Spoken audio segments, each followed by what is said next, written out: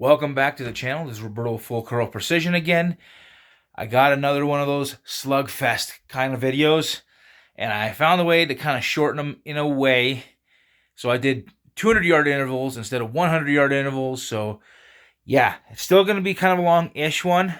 Initially, how this started off was I was requested to do the 7mm mash burn against the 7mm rum. Well, here's the thing: the mash burn, like the Gibbs cartridges, are, because they're Wildcat, and never got anywhere much even within that.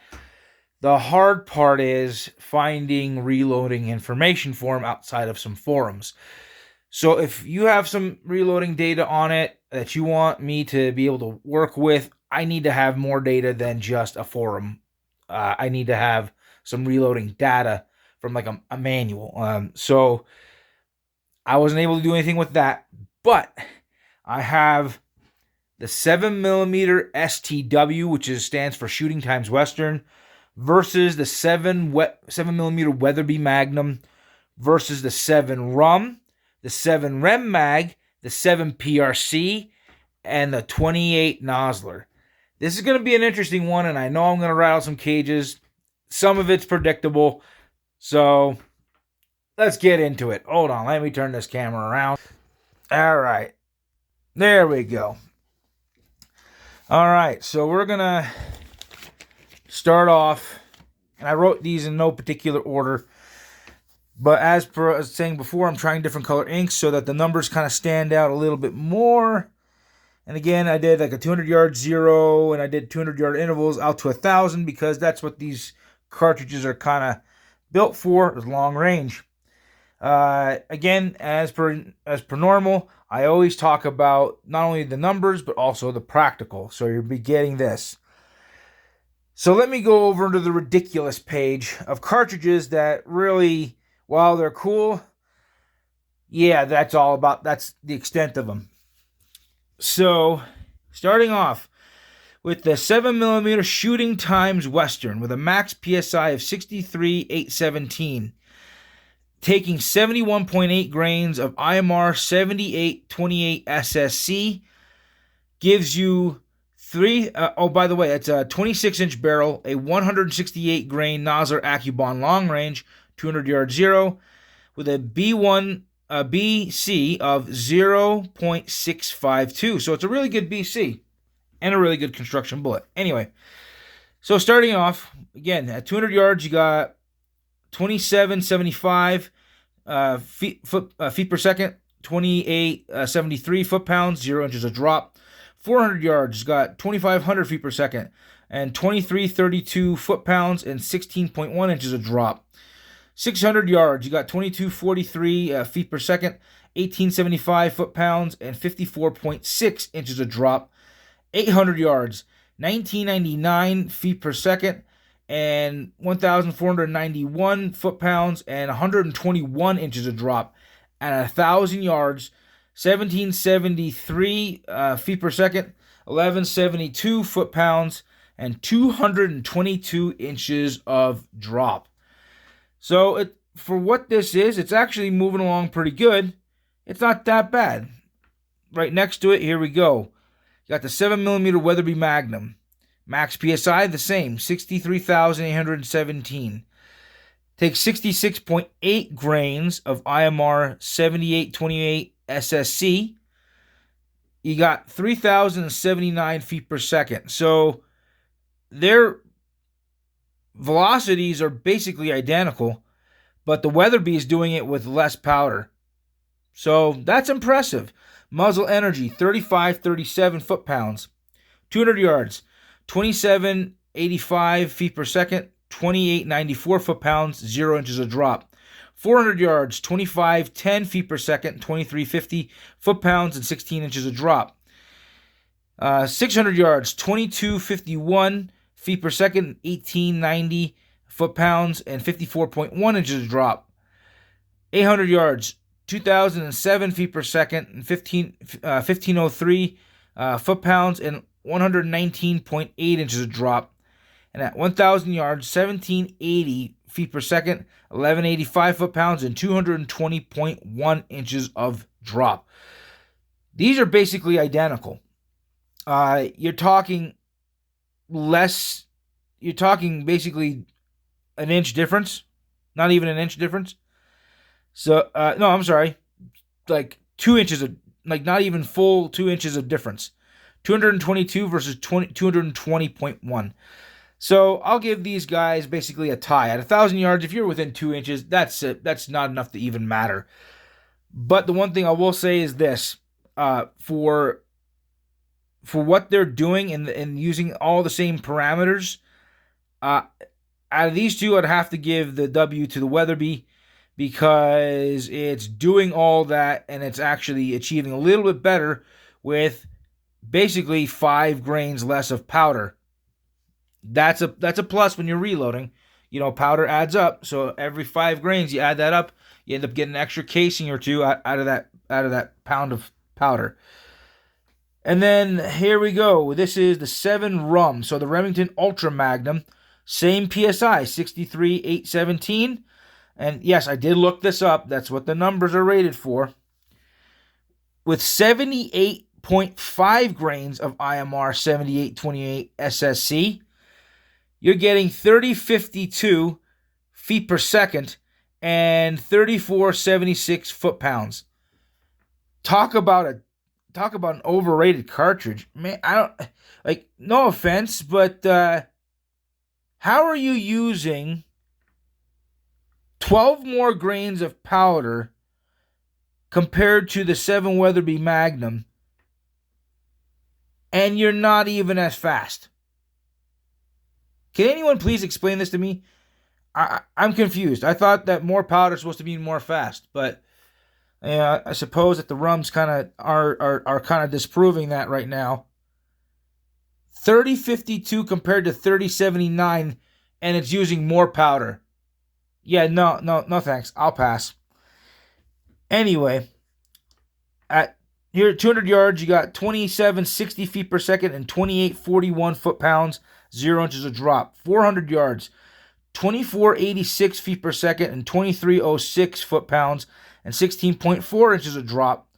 600 yards, 2229 feet per second and 1853 foot-pounds, and 55.2 inches of drop. 800 yards, 1987 feet per second and 1472 foot-pounds, 122.4 inches of drop. And at 1,000 yards, 1761 feet per second, 1157 foot-pounds, and 224.7 inches of drop.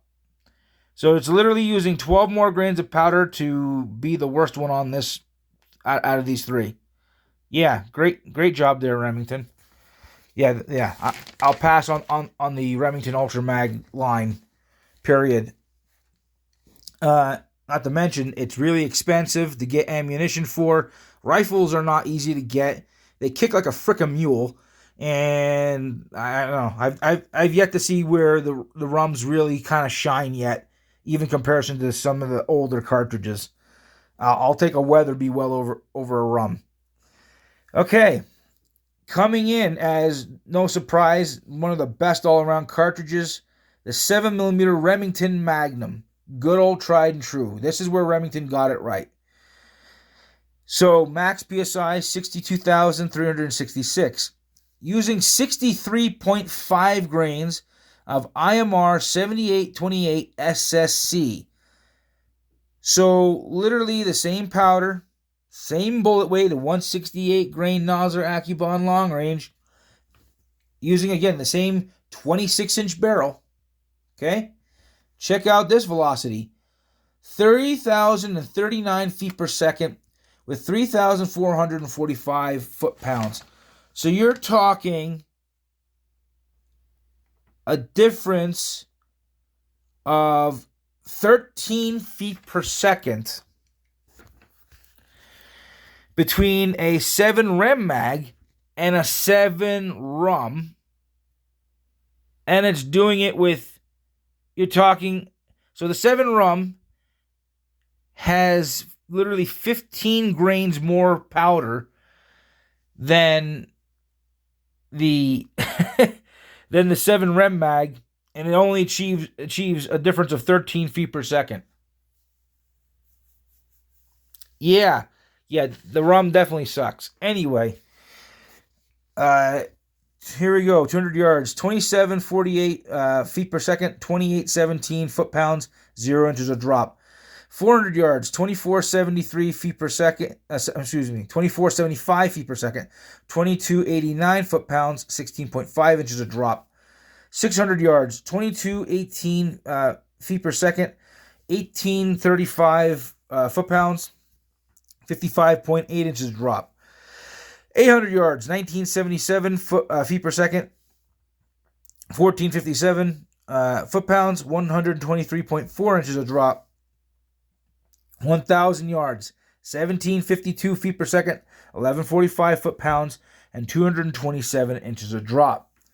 So from the ones we went through just now, of the 4, the flattest shooting is the 7 Weatherby Magnum.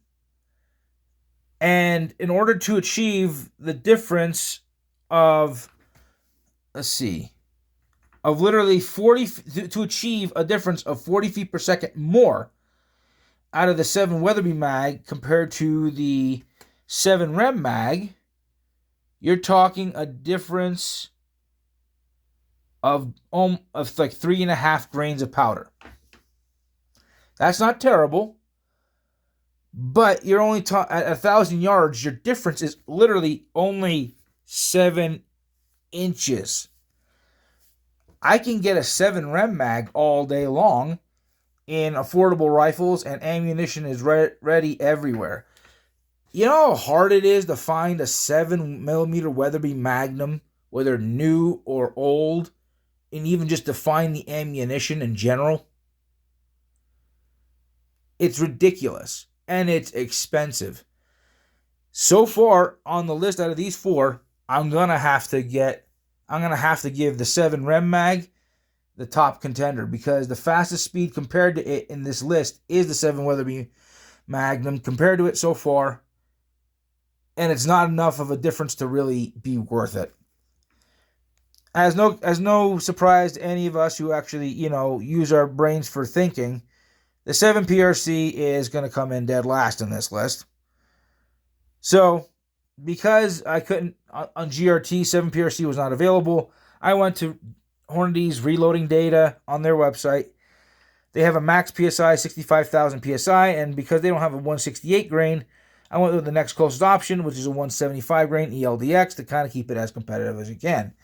And yes, they had the IMR 7828 SSC on their page listed, so I was able to kind of keep a pretty close comparison.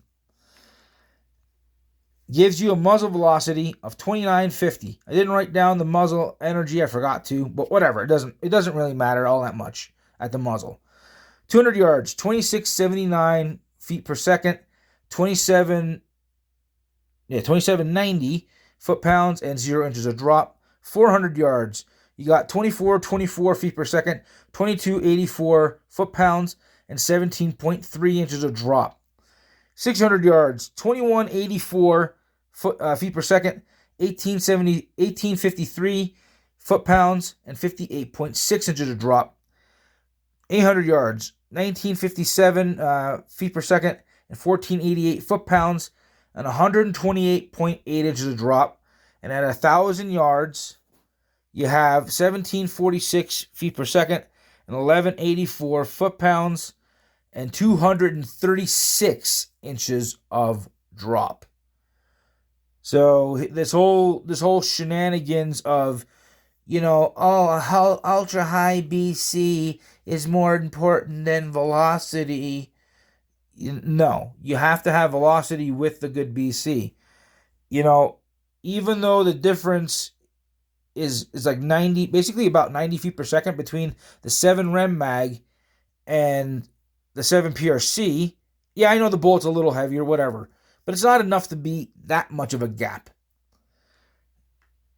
This has got a BC of 0.689 as opposed to 6.652. So, did it really make up that much of a difference? No. No, your gapping in your BCs has to be significant for the BC to really make up for the lack of velocity. These BCs are close enough to where that lack of velocity is not going to catch up. And here's the thing. Yeah, 227 versus 236, and I know it's only 9 inches of drop at 1,000 yards. But I don't see where the 7 PRC really has an advantage other than the twist rate, which is easy to do if you do a custom barrel. Problem solved. Is the 7 PRC a bad cartridge? No.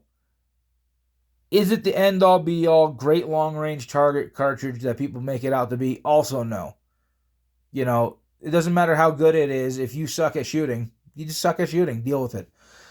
Anyway, so as no surprise, the Hornady comes in last in this list because, overhypeness doesn't surprise me. They did the same thing with the 6.5 Creedmoor. Anyway, off Nosler data, because I couldn't get the 28 Nosler on GRT as well. So you have a max pressure of 65,000 PSI. And I didn't have the IMR 7828 SSC. So I used as close as I could, which is the IMR 7977. They did have a powder that went over the max capacity of the case. And I refuse to use that because the whole point is to have it be at your capacity. So staying within reason with 100% burn rate and staying within the capacity of the cartridge and not padding numbers, here it is, 80 grains of IMR 7977 gets you 3164 feet per second. So it's actually the fastest on this list, but marginally. And it also uses the most amount of powder out of any of these. So it uses 80 grains of powder. So yeah, especially when you consider that the gap between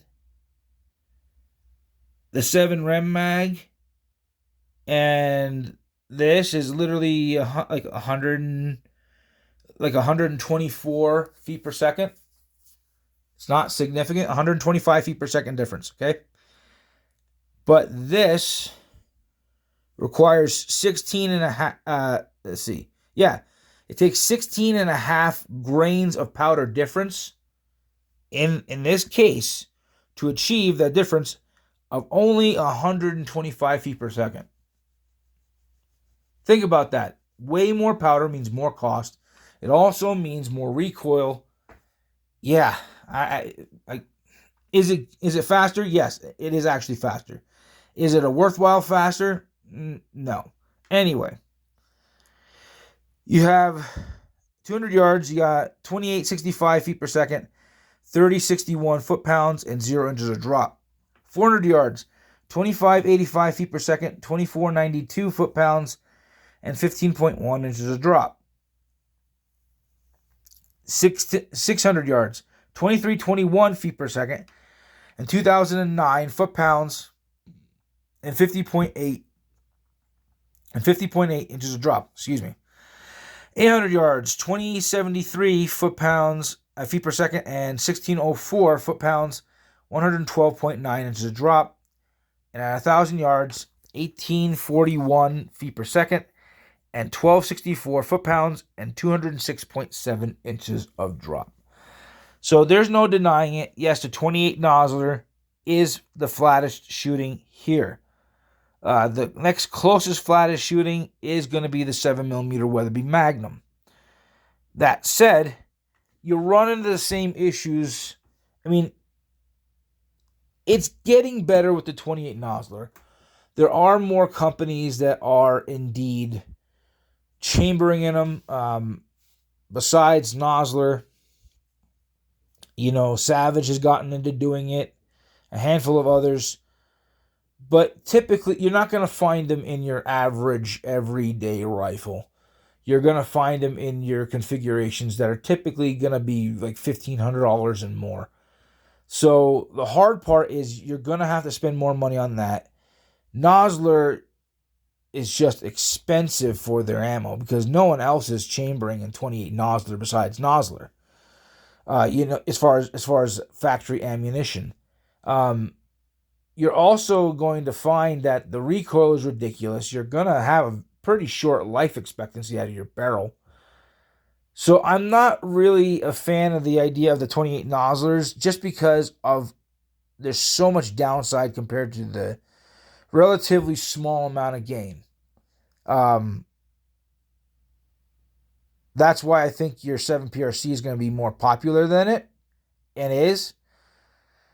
But if anyone thinks that the 7 Rem Mag is going bye-bye anytime soon, you're delusional and need some therapy, because it's not going to. It's not going to get replaced by the 7PRC.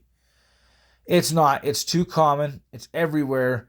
It does the job. It's flatter shooting than the 7PRC. Deal with it. Get over yourselves. It's not that impressive of a cartridge. It's not a bad cartridge, but it's 7 Rem Mag is beating it. I mean, go watch the videos that Reloading Weatherby has done. He has even a short where he shows that even with the modern bullets, he's still getting faster velocities with the 180s to 190 grain new bullets. Okay? The 7PRC is not going to be as fast or faster than the 7 Rem Mag in any configuration. Get over it. It's been tried. If you think for a second reloaders haven't tried, you are out of your mind. There's so many people that love to tinker, especially when something's supposed to be the latest and the greatest and the hottest. So, as far as a overall comparison, as straight sheer numbers go, yes, the 28 Nosler is going to be the king on this paper list. The 7 Rem Mag is the biggest dud. The 7 Rum is the biggest dud because your difference in powder volume is literally only 1.5 grains. And it's not doing all that great. It's like, I'm sorry, but it really is. But here's the thing: the 7mm STW is good, but I've yet to actually see a rifle chambered in it that's not custom. So that's a hard one. 7mm Weatherby Magnum, same thing. It's gonna be a hard one. 7 Rum, also a hard one. 28 Noslers, more of the big ones. The 28 Noslers are going to be more common. But as far as this list goes, I'm going to have to give it to the 7 Rem Mag. It's the most affordable. It's the widest available. And it's clearly right here in the mix. And it's doing the job. Even compared to the flattest shooting, you're talking a difference of only 21 inches. At 1,000 yards. Now, I know that's a lot in of itself, but with modern, scopes and optics, it's not that hard to dial 21 inches. Not at 1,000 yards. If it was 21 inches at 500 yards, yeah, that's not even remotely close, and I'm not even going to give it an attempt. But when it comes to, I'm going to say this one last thing. When it comes to the 7PRC, the difference between a 7PRC and a 28 Nosler, that's 30 inches. Okay? 6 more inches and it would be a yard of elevation change. All right? Stop saying the 7PRC is the end-all, be-all cartridge. It's not. Stop lying to myself. Stop lying to me and stop lying to yourself. It's not that great of a cartridge. It's a good cartridge. It's just not as good as everyone's been making it out to be. Is it accurate? Yes. Is it as flat shooting as the 7PRC? As a 7 Rem Mag? No. Deal with it.